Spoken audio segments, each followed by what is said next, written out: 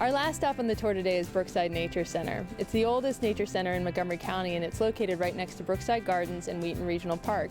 And we're here with Jenny Ailey, who is a naturalist at the center, and we're hoping you can tell us a little bit more about what makes this place so special. Well, it is the oldest nature center in the entire park system. It was started in 1961, so we recently celebrated our 50th anniversary. We do a huge number of programs, both for schools and also for the general public through the guide programs. Some of the things that are special about Brookside Nature Center are our 1870s cabin. Next to the cabin, we have the nature exploration area. The nature exploration area was started about 6 years ago. It was built almost entirely by Eagle Scouts, volunteers, and volunteer interns. And it has an extensive assortment of outdoor playthings for children, including tree tunnels, a giant bird's nest, a bird blind, and next to it, the fairy garden. So this is the beginning of the fairy path right here, and along the pathway we have artwork, so the fairies will have art in their lives. We also have artwork hanging from the trees. Okay, here's a little frog.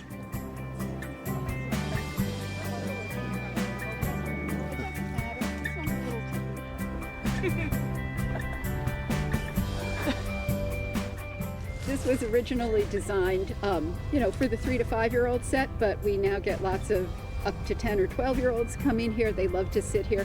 I regularly find teenage girls sitting on these seats here, and I often find adults sitting on the seat.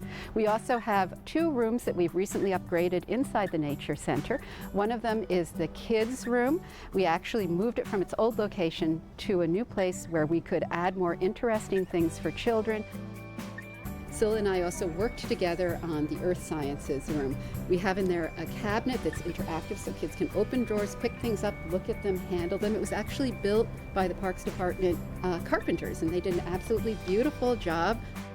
And then we have our strange and interesting rocks, which I have fun with. But those are ancient snails right there. Now, is it possible for us to go up and visit the cabin and find out a little bit more about that? Absolutely. I think we should go right now.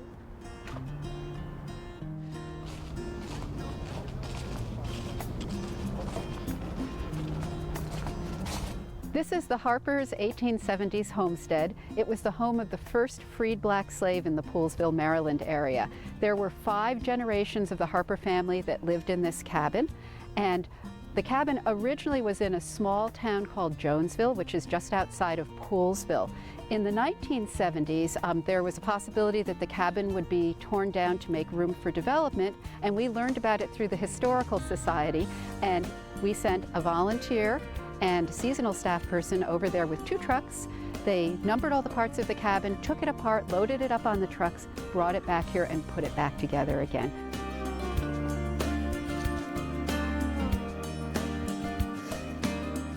So this is a beautiful structure. How do you guys work it into your programming? Oh, we do it in many different ways. For many years now, we've been running programs where we take school children into the cabin and we help them to understand what life was like in the 1870s. We also use it in our guide programs, and so for example, I run a campfire and cabin program where first we toast marshmallows around the campfire, and then afterwards we come in and we explore the cabin and learn a little bit about its history.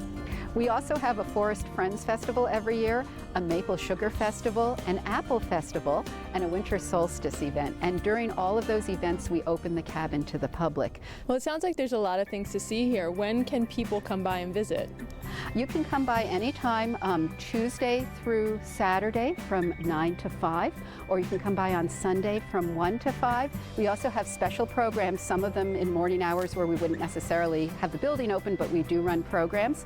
And then you can also come for birthday parties on the weekends. Maybe any beetles that haven't started hibernating yet? The grounds are open from sunrise to sunset, so people are welcome to come and enjoy the grounds anytime between sunrise and sunset. And I noticed the pond here, and there's some trails. Can you talk a little bit about those features in your center? Sure. Our trails run either through or past a variety of different habitat types. So as you mentioned, we have the pond, okay? There's a walkway going around the pond and a dock so people can look at the fish and the turtles in the pond.